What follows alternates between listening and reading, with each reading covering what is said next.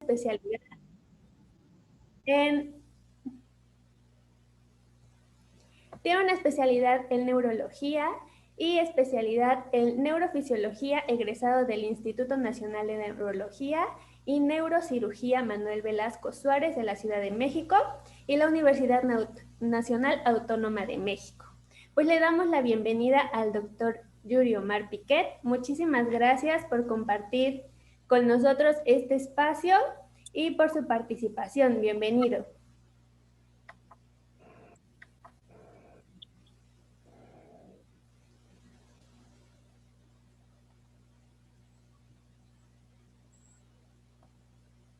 Hola, buenas tardes. Disculpe que estaba batallando un poquito con el micrófono y con el video. Buenas tardes, muchas gracias.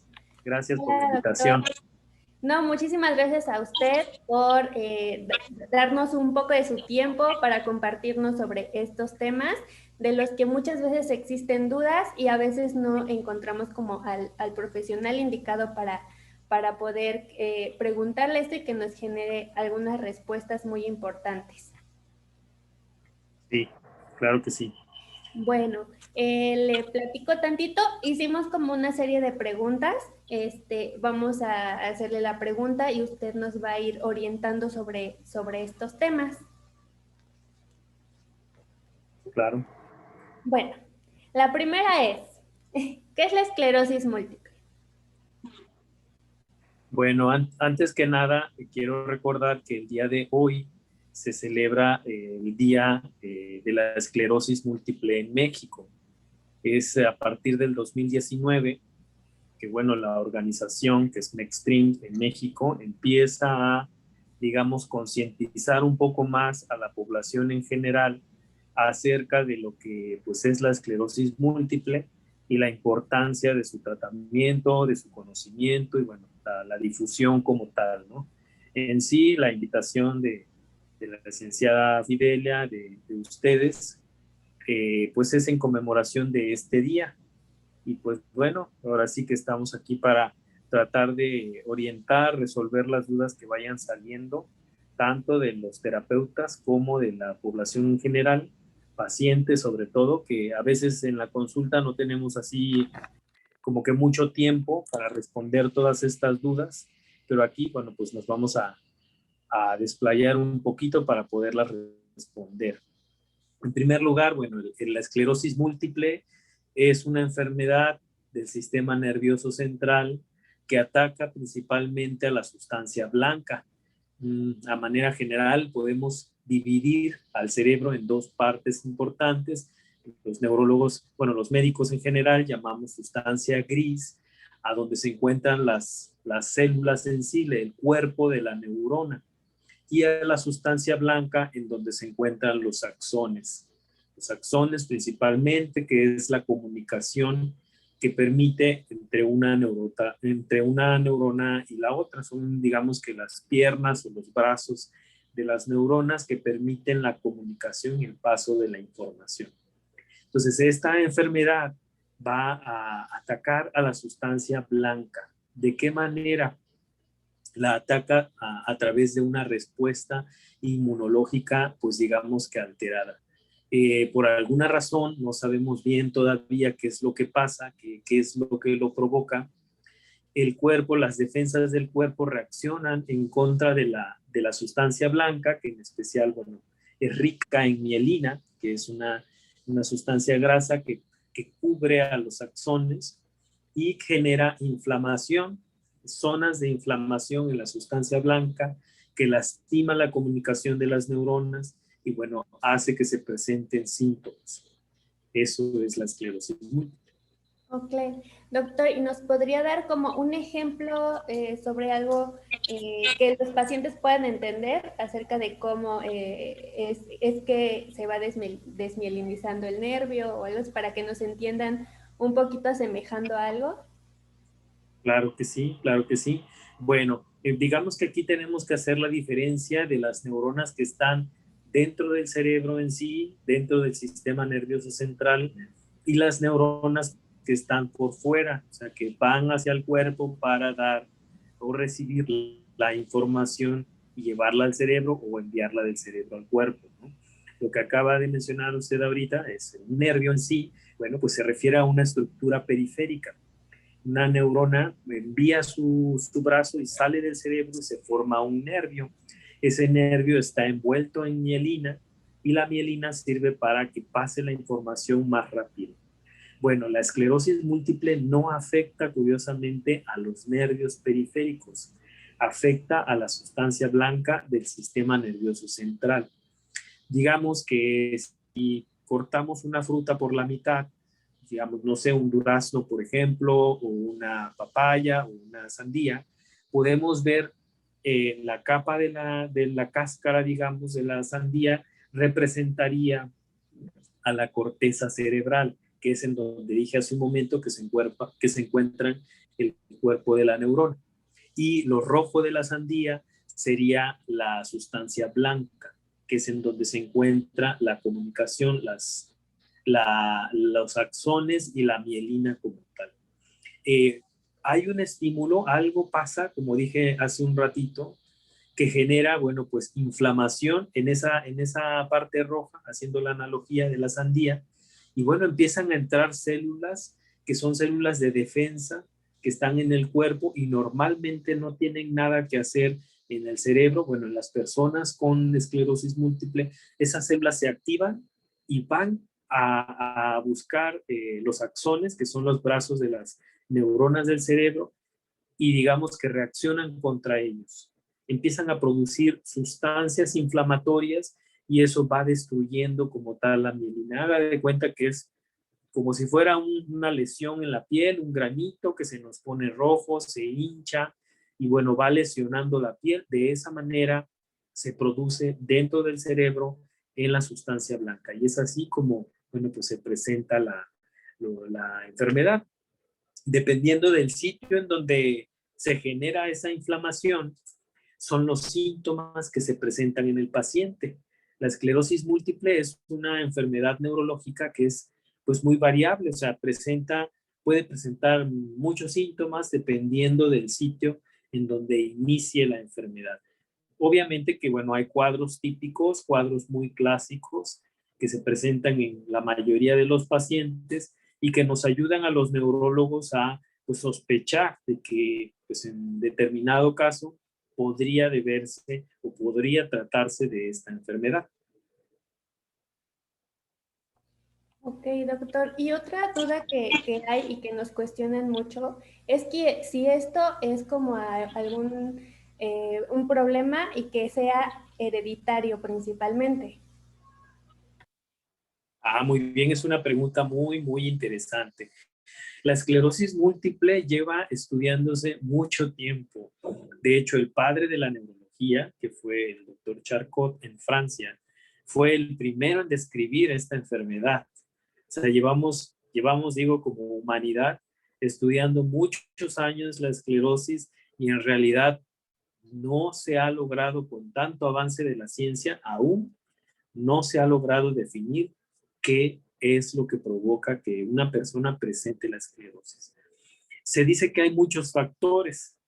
Uno de los factores es la genética. Sí se ha visto que algunos genes predisponen a las personas a desarrollar esta enfermedad, pero no es el único factor. O sea, pareciera que se tienen que alinear varias cosas, ahora sí, para que se llegue a desarrollar la enfermedad. Es decir, una persona que tiene estos genes, son genes especiales que están ubicados, bueno, en donde se maneja, digamos, la inmunidad de las células o del cuerpo en sí.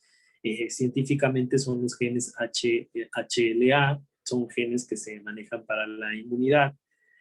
Bueno, tiene que presentar, pues estos genes la persona, tiene que ser una persona genéticamente susceptible desarrollar esa enfermedad, probablemente tener un estímulo externo, se habla de virus, se habla de vacunas, así entre comillas, se habla de exposición a la luz del sol, ¿sí?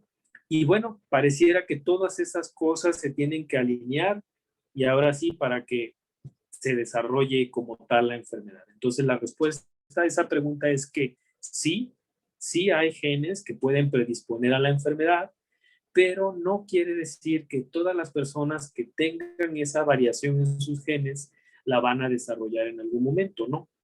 Lo que significa es que están en una probabilidad mayor de presentar la enfermedad.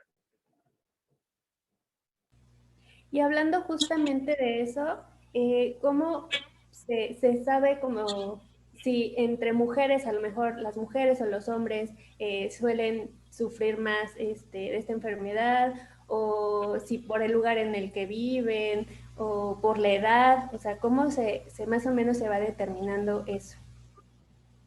Ah, muy bien. Bueno, a eso se le llama la epidemiología de la enfermedad.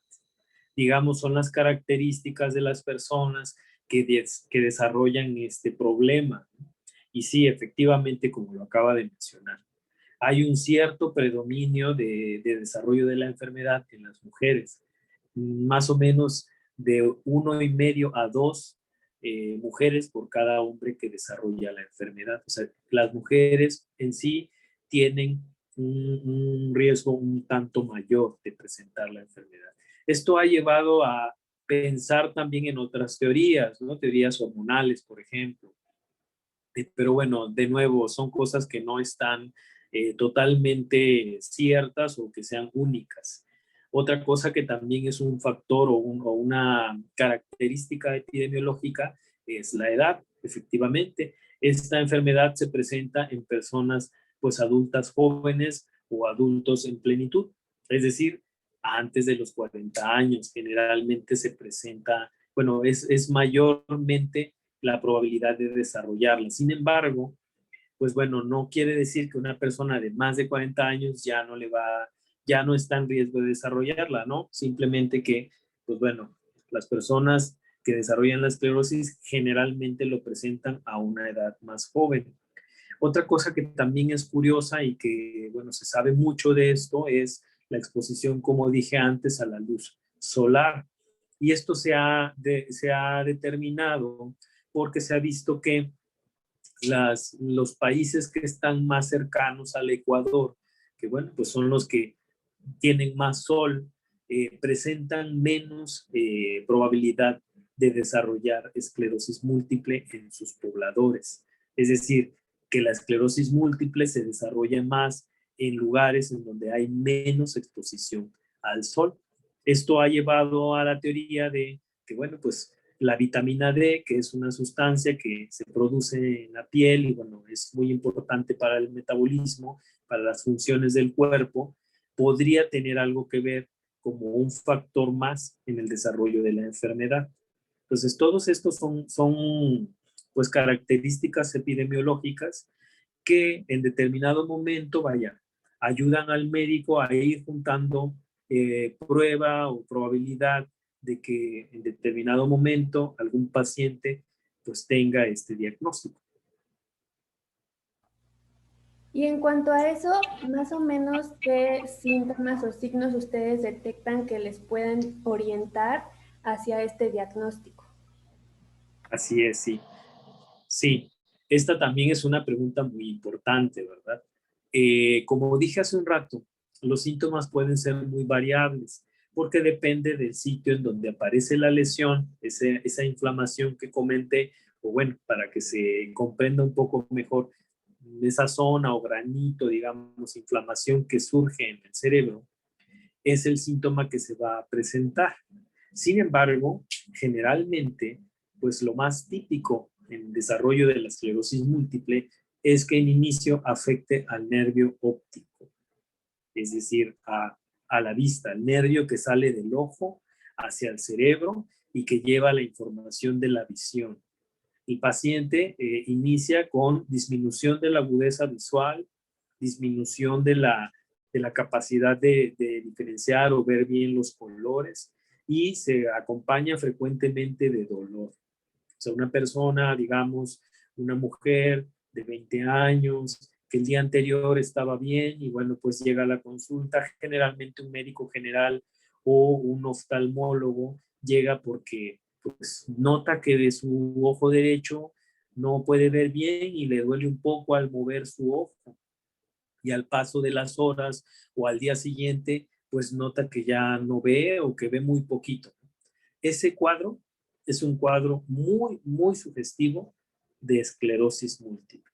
Y en esos casos, bueno, los médicos generales, los médicos internistas, pero en especial, bueno, los oftalmólogos, que son los que generalmente reciben a los pacientes, lo sospechan y lo envían al neurólogo. Envían al paciente al neurólogo para que sea evaluado lo más pronto posible y reciba tratamiento, bueno, diagnóstico y tratamiento para la enfermedad. Ese es el cuadro más típico. Se pueden presentar muchas otras síntomas. Hablamos de visión doble, de que un ojo se desvíe, de que la mirada no esté parejita, que los ojos no estén alineados y uno de los ojos se desvíe, o que la persona no pueda hablar bien, no pueda mover una parte de su cuerpo o que no tenga suficiente estabilidad o equilibrio. Son síntomas que también se pueden presentar en la esclerosis múltiple y que, bueno, se tienen que analizar. La diferencia entre la esclerosis múltiple y un infarto, porque podría surgir esta duda, ¿no? Bueno, pero ¿cómo voy a saber si me han dicho que si yo no puedo mover bien mi mano o no puedo hablar, puede ser un infarto? Sí, efectivamente. Bueno, la diferencia es que la esclerosis múltiple no se desarrolla en minutos o en segundos, a diferencia de un infarto. Si una persona presenta dificultad para hablar o se le desvía su boca o presenta dificultad para mover una parte de su cuerpo, pero se desarrolló en segundos, minutos o muy rápido, muy súbito, lo primero que sospechamos es de un infarto cerebral o de un derrame, como dice la gente, ¿no? Una hemorragia. La esclerosis múltiple, a diferencia de esto, se desarrolla a partir de días. O sea, hoy siento que casi no muevo bien mi mano o siento algo raro en mi mano. Mañana siento que, bueno, sentiré que no la siento tanto y así va surgiendo y al paso de 2, 3 o hasta 5 días puedo llegar a dejar de mover mi mano. Así es como se desarrolla la esclerosis, que es un curso que los neurólogos llamamos subagudo. Subagudo porque se desarrolla a través de más tiempo que en un infarto. Y eso es lo que nos hace sospechar de un cuadro de ese tipo. Y dentro de la enfermedad hablamos, bueno, nos refieren mucho sobre los brotes. Y nos gustaría que nos apoyara a orientarnos. ¿Qué es un brote y cuáles son como estas características que determinamos como brote? Bien, perfecto, sí. Esto es muy importante aclararlo porque, bueno, es la manera en la que la enfermedad aparece, ¿verdad? Como mencioné hace un rato, pues es inflamación que va surgiendo en el cerebro, pero digamos que ahorita empezó la inflamación en el ojo, como mencioné, y me provocó dificultad para ver con mi ojo derecho y el dolor y todo eso, ¿no? Bueno, ese se puede clasificar como la primera manifestación de la enfermedad y sería como un brote, o sea, la primera surgimiento de síntomas por el proceso inflamatorio. Pero así como surge esto, muchas veces pasa desapercibido o no es bien atendido o no se llega como tal a un diagnóstico y a los meses, 4 o 5 meses o un año, presento otro síntoma.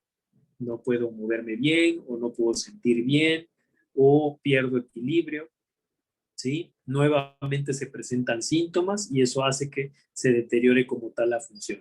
A eso se le llama brote, a la aparición de los síntomas de la enfermedad en el transcurso del tiempo. La esclerosis múltiple se clasifica en varios tipos, de acuerdo a cómo se manifiesta. La más frecuente es el tipo brote supresión, que es bueno, la aparición de síntomas en determinado tiempo, digamos unos meses, un mes, y después de eso un periodo de tiempo sin síntomas. Pasa 4, 5 meses, un año, es variable con los pacientes y vuelve a presentarse síntomas. A eso se refiere con brote, ¿sí? La aparición en el tiempo. Sin embargo, aunque es la forma más frecuente de esclerosis, no es la única. Hay otros pacientes que presentan síntomas de manera progresiva y cada vez hay más síntomas, más síntomas que se van juntando a los iniciales. Ese tipo de evolución es un tipo progresivo, que puede ser primario o puede ser secundario. Digamos que toda esa evolución nos ayuda a los médicos a clasificar la enfermedad y saber qué medicamentos pudieran ser más útiles en cada tipo de esclerosis múltiple. Entonces, para, digamos, ya aclarar bien la pregunta, un brote es la aparición de nuevos síntomas en una persona que presenta esclerosis múltiple. Síntomas que son de más severidad o nuevos a los que anteriormente había presentado el paciente. Doctor, y en este caso llega la persona ya con este problema. ¿Ustedes cómo lo diagnostican? ¿Qué tipo de estudios son los que manejan para determinarlo? Ok, muy bien.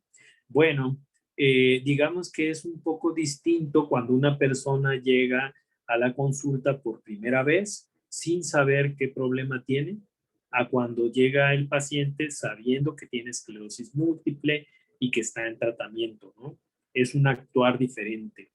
Cuando el paciente llega por primera vez y bueno, a la hora de revisarlo físicamente, hablar con él, su familiar, sospechamos de que se trata de una esclerosis múltiple. Bueno, en ese momento, si tiene síntomas que tienen poco tiempo de evolución, hablamos de menos de 7 días o que están progresando, o sea, que cada vez es más y más, o que tiene mucha sintomatología. Esto quiere decir que hay mucha debilidad, por ejemplo, de un lado del cuerpo. Bueno, en esos casos hacemos los estudios en agudo, vaya, tomamos una tomografía, tomamos estudios generales y vemos que no se trate de ninguna otra cosa, ¿no? Hablando de un infarto, de una hemorragia, de un tumor, a descartar, digamos, otras posibilidades. Y si dentro de los resultados en estos estudios, inicialmente tomografía, porque es más rápido, de una manera más rápida podemos descartar estas enfermedades, bueno, pues pasamos a otros estudios que nos ayudan a determinar si se trata de esta enfermedad, en especial la resonancia magnética. La resonancia magnética es la que nos termina de decir si el paciente tiene el diagnóstico o no de esclerosis múltiple, si cumple obviamente con ciertos requisitos esa resonancia. Entonces, hacemos esa serie de estudios y llegando una vez a una sospecha diagnóstica, damos un tratamiento en agudo. Ponemos medicamentos muchas veces por vía intravenosa para desinflamar las zonas que están afectadas del cerebro durante ciertos días. Y bueno, después continuamos con tratamientos tomados. Ahora, si el paciente ya sabe que tiene esclerosis múltiple y presenta nuevos síntomas, aunque no sean iguales a los primeros, o sea, que sean totalmente diferentes, o que se aumente la severidad de los que ya tiene, en esos casos aplicamos una escala de valoración de esta discapacidad. A través de esas escalas, esas evaluaciones, nos damos cuenta si ha superado, o sea, si ha avanzado mucho la afección y lo consideramos como brote en sí y nos pasamos directamente al tratamiento. O sea, damos ya tratamiento sin volver a mandar otra vez a hacer tantos estudios porque, bueno, pues ya sabemos que el paciente tiene este problema, ¿verdad? Entonces, mediante esos requisitos, podemos determinar si se trata de un brote y dar como tal ya un tratamiento sin tardarnos tanto. Sí, en este caso es súper importante porque normalmente la persona llega con el médico general por lo que sintió que le pasó y ellos son como los que tienen que canalizar a la persona a la especialidad indicada, ¿no? Aparte de neurología, ¿qué otra especialidad participan para el tratamiento del paciente? Bien. Bueno, en realidad esta enfermedad es una enfermedad casi exclusiva del neurólogo, ¿verdad? Sí es cierto que al inicio, cuando se empiezan los síntomas, bueno, pues puede revisar al paciente un médico general, un médico internista, un oftalmólogo, porque es frecuente también que empiecen con neuritis óptica, pero al final de cuentas quien termina de evaluar al paciente e iniciar un tratamiento es el neurólogo. Los neurólogos somos los médicos que pues vemos este tipo de enfermedad. Ahora, un paciente que ya conoce que tiene este diagnóstico, pues sí debe tener una relación un tanto pues cercana, estrecha a su neurólogo, o en el caso de que esté en una institución, bueno, pues hay un expediente en donde ya está establecido que el paciente tiene ese diagnóstico para acercarse a la revisión y la atención. O sea, debe de acercarse ya sea a la institución, si es que se atiende en la institución, o al médico, si es que es un médico particular, por ejemplo, bueno, pues ir con el médico o avisarle que está teniendo ciertos síntomas para que se revise y se vea si requiere de un tratamiento como tal en agudo. Ahora, dentro de la neurología sí hay subespecialidades en donde, pues, bueno, son neurólogos que se especializan todavía mucho más en atender solamente a los pacientes con este tipo de enfermedad. Y son los médicos neurólogos especialistas en esclerosis múltiple. En México, afortunadamente, hace algunos años ya hay ya escuela para que los neurólogos se especialicen en esa área. Y hay ya varios médicos, compañeros especialistas en esclerosis múltiple distribuidos en todo el país, ¿verdad? Hay zonas en donde, bueno, como aquí en Jalapa, pues no contamos con médicos neurólogos especialistas en esa área, pero en otras ciudades en el país sí los hay. Gracias por decirnos. La verdad desconocíamos como todavía esa información que también es importante para nosotros cuando llega un paciente también saber a dónde podemos enviarlo si tenemos estas sospechas. Y también preguntarle en cuanto al tratamiento, aparte del tratamiento farmacológico, ¿qué otro tipo de recomendaciones recibe la persona? Bien, bien. Bueno, el tratamiento en sí, actualmente la esclerosis múltiple ya se considera una enfermedad crónica y modificable hasta cierto punto en su evolución. En los últimos, yo diría, 10 años, ha avanzado mucho el tratamiento de la esclerosis múltiple y el pronóstico actualmente de los pacientes es mucho mejor que hace antes de ese periodo, antes de estos 10 años. Actualmente existen ya muchos fármacos que modifican mucho la evolución de la enfermedad. ¿A qué me refiero con esto? Que la esclerosis múltiple, conforme va atacando al cerebro, pues bueno, le va haciendo como lunares, digamos, o huequitos, ¿no? Zonas de inflamación, desmielinización, y pues poco a poco va atacando y desgastando al cerebro. Conforme va pasando el tiempo, la persona cada vez tiene más dificultades para, pues, ser independiente, para moverse, para hablar, ¿sí? Esto estamos hablando de que pues hace muchos años la evolución era pues muy rápida, ¿no? En 10 años, en menos años, las personas tenían muchos problemas de discapacidad. Actualmente estamos hablando que los pacientes con esclerosis múltiple pueden pasar muchos años sin tener tantos síntomas, recibiendo tratamiento adecuadamente. La piedra fundamental o la base del tratamiento de los pacientes son los medicamentos. El medicamento en sí habla mucho, mucho, mucho de la evolución en sí de los pacientes. Hay una variedad hasta ahora grande de medicamentos. El principal, digamos, problema que tenemos actualmente es que no todos están disponibles para la población en general. Los últimos medicamentos que han surgido son, pues, bastante caros, son muy caros, muy efectivos, pero muy caros. Y de la misma manera, no se pueden emplear en todos los pacientes porque, pues, son medicamentos, digamos que, pues, fuertes, son medicamentos que bajan la respuesta inmunológica en los pacientes y se tiene que analizar muy bien qué pacientes son candidatos a recibir este tipo de medicamentos de acuerdo a la severidad de la enfermedad. Entre más severa, pues tenemos que dar medicamentos más fuertes, ¿no? Entre menos severa, pues medicamentos menos fuertes.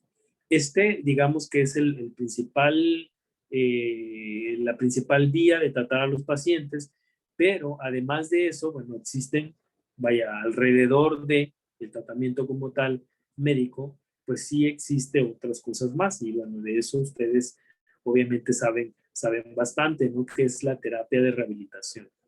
Un paciente que recibe un tratamiento médico adecuado puede rehabilitarse también adecuadamente y regresar lo más posible a su vida anterior. Entonces, el primer paso es recibir el tratamiento adecuado médicamente, o sea, con los medicamentos, y a partir de ahí recibir el tratamiento de rehabilitación para que, bueno, el paciente recupere su función al mayor grado posible. Entonces, estamos hablando de al menos medicamentos por parte del neurólogo y por parte de rehabilitación, y estamos hablando de rehabilitación integral, o sea, no nada más de rehabilitación física, sino de todos los tipos de rehabilitación, incluyendo la rehabilitación cognitiva, porque actualmente esto está muy en auge en los pacientes con esclerosis múltiple de muchos años de evolución, pues bueno, deben de recibir también este tipo de tratamientos para reinsertarse lo más posible a su vida previa. Claro, y es súper importante principalmente que lleguen como a tiempo a estos tratamientos para que vayamos poniendo como atención puntual en esas alteraciones que van presentando. Otra cosa, doctor, es preguntarle, o sea, el paciente ya llegó con usted ya detectó que tiene esclerosis y la persona, y sabemos que va a ir perdiendo ciertas funciones y que puede, pues va a presentar como algún tipo de discapacidad. ¿Qué le responde cuando ellos le preguntan si se van a curar? O sea, ¿cómo es la orientación para que reconozcan su enfermedad? Ok, bien, bien. Bueno, aquí esto es de un poco de cuidado porque, pues por lo que acabo de mencionar hace unos momentos, ¿no? La esclerosis múltiple es una enfermedad que no puede curarse, no es una enfermedad que hasta ahora hayamos encontrado como tal la cura, pero sí se puede modificar, o sea, sí puede modificarse la manera en la que se desarrolle la enfermedad. Existe una escala de discapacidad para la esclerosis múltiple, para medir la discapacidad de la esclerosis múltiple, y digamos que el punto medio aquí es la capacidad de andar de la persona, poder ser independiente en la marcha como tal. ¿Ok?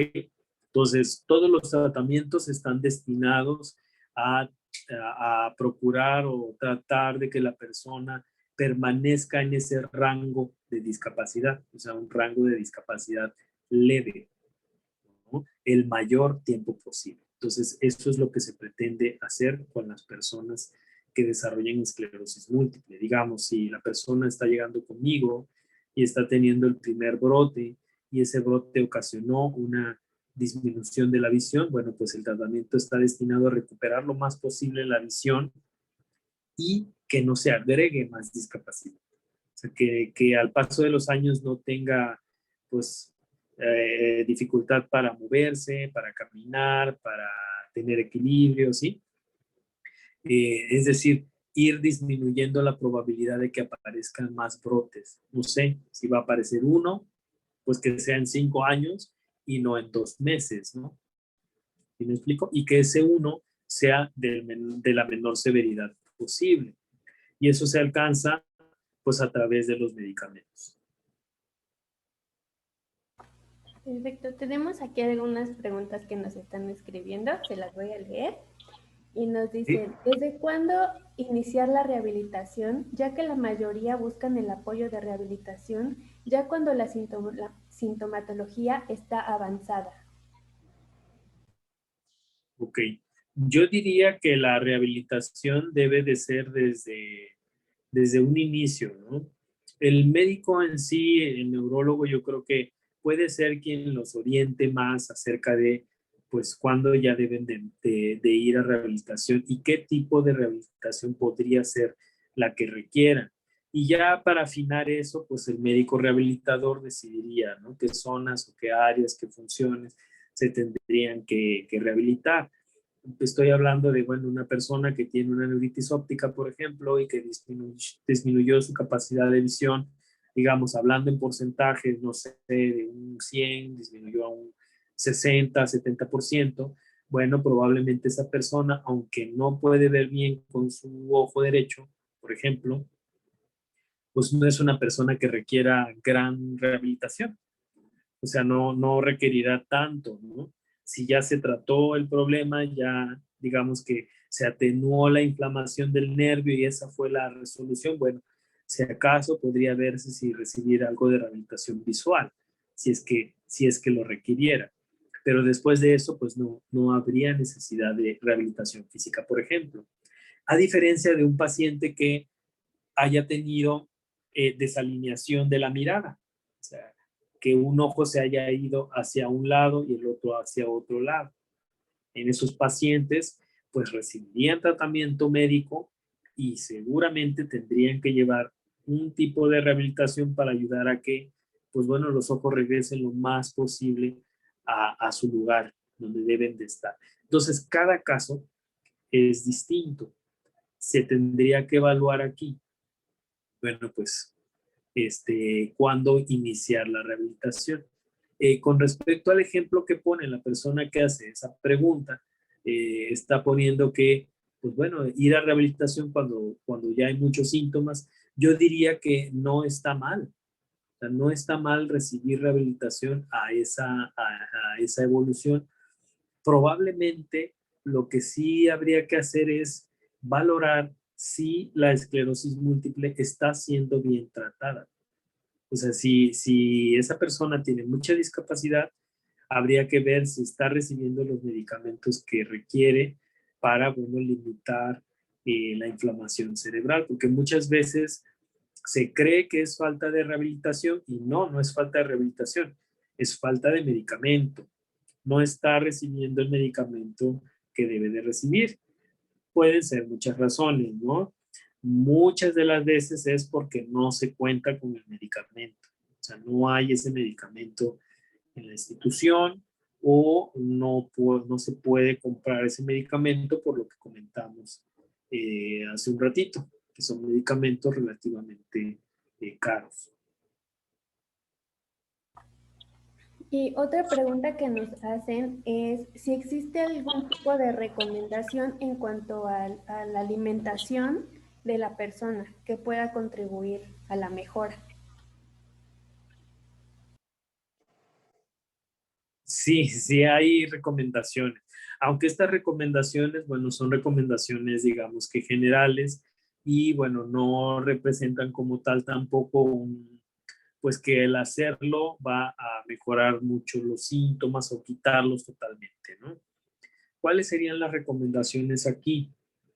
Uno, pues una dieta, digamos, balanceada, una dieta saludable, tratar de disminuir todos los alimentos que pues sabemos que no son como tal nutrientes. Eso a nivel general se debe de hacer con los pacientes de esclerosis múltiples y en la población en general, ¿no? Pero sí se ha recomendado agregar, por ejemplo, alimentos ricos en vitamina D, en vitamina C, en omegas, ¿sí? Ginkgo biloba, son alimentos que, bueno, ha habido algo de información que podrían ser útiles y que no está de más y sí se pueden emplear en la dieta en general, pero bueno, teniendo en cuenta de que no es lo único, ¿no? Yo sugeriría llevar una dieta balanceada, tratar de evitar alimentos chatarra, alimentos ricos en carbohidratos simples, es decir, dulces, pan, cosas así, ¿no? Y hacer la dieta lo más saludable posible, tomar suficiente agua, 2 litros al menos al día. Y en el caso de las personas que están recibiendo ciertos medicamentos, como en el caso, por ejemplo, de esteroides, estamos hablando de prednisona, porque a veces están recibiendo ese tipo de medicamentos, bueno, pues poner un poco más de atención en la sal de los alimentos, en el azúcar, en las grasas, porque estos medicamentos son necesarios, pero desgraciadamente, bueno, pues causan efectos y estragos en esta parte de la nutrición, en la glucosa, pueden subir los niveles de glucosa, los niveles de presión, pueden hacer que los pacientes suban de peso, se dematicen o les salgan pues, granitos en su piel. Y si además de eso están tomando estos esteroides y aparte de esto no se están alimentando bien, bueno, pues puede empeorar la situación. Esto es para cuando se recibe tratamiento en agudo. Y cuando se recibe también tratamiento en crónico, es decir, que han recibido mucho tiempo esteroides, puede afectar el metabolismo de los huesos, del calcio y de la vitamina D en sí. Entonces, estos pacientes deben recibir también atención al respecto. Probablemente se requiera también tomar suplementos de calcio, de vitamina D, magnesio, ¿sí? Este tipo de suplementos. Y la otra también es, ¿qué tan importante es la recomendación de un ejercicio para la persona? Sí, claro. El ejercicio es un factor protector para muchas enfermedades neurológicas y de otro tipo de órganos, ¿sí? Entonces sí es recomendable hacer ejercicio. Si acaso yo diría que tener ciertas precauciones con el ejercicio, porque los pacientes con esclerosis múltiple son muy sensibles al calor, al sol, pueden presentar exacerbación de los síntomas, es decir, lo que ya sienten, bueno, aumentarse, ¿no? Si se exponen a deshidratación, ambientes demasiado cálidos o al sol. Entonces, bueno, yo recomendaría que sí hagan ejercicio, obviamente tomando en cuenta si es que tienen ya alguna discapacidad, bueno, pues tomarla en cuenta para el ejercicio que quieran practicar y tratar de evitar los ejercicios o bueno, los deportes sobre todo, en donde se expongan mucho al sol o a ambientes demasiado cálidos, ¿no? Esos no los recomendaría realmente. Sí, claro. Y también mencionar en este punto o sea, si ya acudieron a rehabilitación, también existen los programas como de casa de ejercicios, de actividades, pues que ya se les deja a los pacientes cuando pues ya pueden estar trabajando como tal en casa y ya con la recomendación del ejercicio. Entonces, para que también nos incluyan en esa parte. Y otra Mm. es, ¿qué mensaje le daría a todos los pacientes que al estar en un brote deben volver a empezar con la rehabilitación o volver a empezar con su tratamiento? Bien, bien. Bueno, yo les diría que hay que involucrarse un poquito más en el conocimiento de la enfermedad. Casi en todas las ciudades, bueno, en todos los países, aquí en México también lo hay. Hay fundaciones de pacientes, de familiares de pacientes que brindan información, apoyo, bueno, pues en el curso de la enfermedad. Entonces, es importante tener a un paciente educado con respecto a su enfermedad, o sea, conocer como tal su enfermedad. Eh, Esto ayuda mucho a disminuir, pues bueno, ansiedad, depresión, este tipo de cosas, ¿no? De este tipo de complicaciones, porque bueno, conocen, saben de qué se trata, cuáles son las opciones, qué es lo que sigue. El paciente que sabe de eso, vaya, tiene al médico, pues, digamos que más informado y se le pueden hacer más recomendaciones. Entonces, en primera, yo sugeriría que, bueno, pues pidan a su médico información si es que no han recibido en ningún lado, o si bajan ustedes alguna información, bueno, pregunten a su doctor, doctor, esto me lo recomienda, usted, mire, aquí puedo leer, ¿sí? Para que tengan esa información como tal. Y en segunda, pues seguir la recomendación del médico. Si están teniendo un brote, pues bueno, llevar el tratamiento del brote, porque Una cosa es el tratamiento del brote y otra cosa es el tratamiento de la enfermedad. Entonces, llevar el tratamiento del brote y después de eso analizar, bueno, eh, si la opción que está recibiendo de tratamiento es la adecuada y si se está apegando al tratamiento. Porque también esa es otra situación que puede suceder, ¿no? Un mal apego al tratamiento.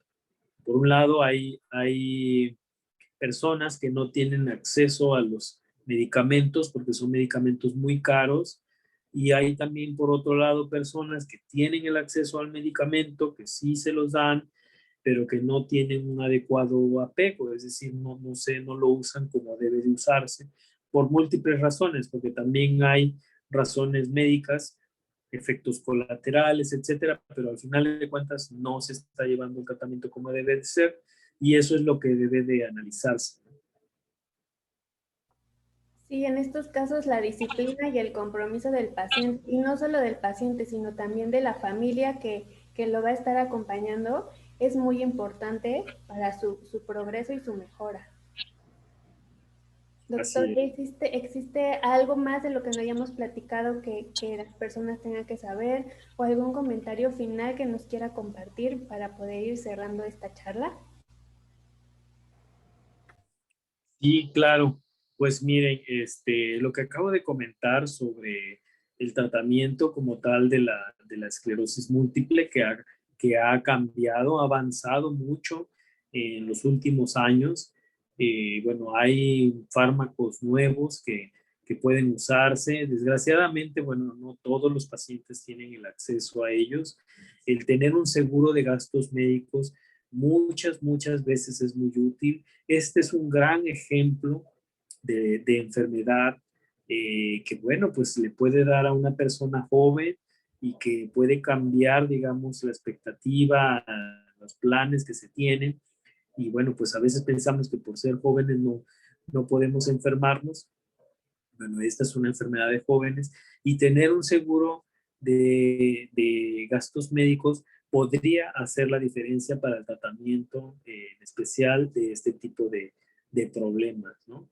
Al igual que tener, bueno, si no se puede tener un seguro de gastos médicos, pues bueno, estar asegurados porque la verdad es que estos medicamentos son tan costosos que, híjole, es bien difícil que alguien por su propio bolsillo pueda pagar el tratamiento, ¿eh? Es algo que es bastante difícil. Entonces, si no es así, bueno, pues aunque sea una seguridad social, pero bueno, estar siempre protegido en ese aspecto podría ser útil para el tratamiento. Y pues bueno, pues por otro lado, darles a ustedes las gracias, porque la verdad es que al menos aquí en nuestra ciudad, pues ya saben que somos de aquí, bueno, ya estamos aquí instalados, pocas instituciones, pocos médicos, pocos grupos de profesionales se preocupan por llevar la información, acercar la información a los pacientes, a los familiares y a la población en general. Entonces, tomarse la molestia de hacer este tipo de eventos, yo creo que pues es de aplaudirse. Entonces, pues yo les agradezco esta invitación y los felicito. No, doctor, le agradecemos a usted por darnos su tiempo, por su profesionalismo y su compromiso con la salud y con la población y por apoyarnos en llevar esta información a quien más lo requiere. Le agradezco muchísimo. Aquí dejamos sus datos para que si alguien necesita de una orientación médica con usted, pueda buscarlo. Aquí está su nombre, está en el Hospital Ángeles en Jalapa. Y aquí están sus teléfonos para citar con el doctor Yuriomar Piquet Buscanga. Doctor, muchísimas gracias. Gracias, le envío un abrazo muy grande y pues bueno, que esté muy bien y que tenga una excelente semana. Gracias igualmente. Hasta luego. Saludos. Hasta luego. Y bueno, otra vez agradecemos mucho su acompañamiento en esta plática. Gracias por vernos. Estos son nuestros teléfonos de contacto por si requieren de algún tipo de consulta, orientación de rehabilitación o médica. Somos Terapia Ocupacional Jalapa. Les recuerdo que también tenemos terapia física, terapia de lenguaje, medicina en rehabilitación y otros servicios que también pueden consultar en nuestras páginas de internet y en Instagram. En nuestros teléfonos pueden enviar WhatsApp y bueno, nos ubicamos en calle Iztaccíhuatl 8, Landeras del Macuitepec. Entonces, ahí estamos ubicados. Muchísimas gracias. Hasta luego.